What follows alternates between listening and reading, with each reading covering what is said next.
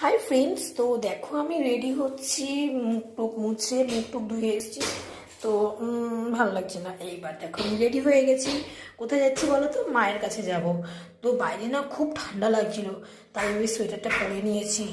তারপরে আমার দেখলাম যে ওদিকে লাইটটা অন করতে হবে, তো বাইরের লাইটটা অন করে দিলাম, আর এই বেলুনটা উড়ে যাচ্ছিল। এটা হচ্ছে আমাদের 3 মান্থ অ্যানিভার্সারি হলো, সেই বেলুনগুলো। আমার তো খুব ভালো লাগছে। আমি বলছি দেখ বেলুনগুলোকে না নষ্ট করিস না, থাক না, ঘরে আছে।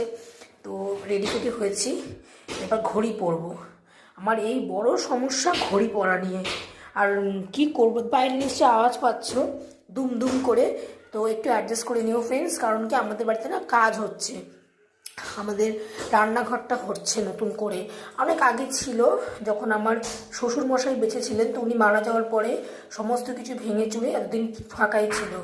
আমি আসার পরে এই নতুন করে ওদের রান্নাঘরটা হচ্ছে। তো ফ্রেন্ডস সবাই একটু অ্যাডজাস্ট করে নিও। আর আমাকে দেখে বলো আমাকে কেমন লাগছে, সবাই কিন্তু কমেন্ট করে জানিও কেমন লাগছে।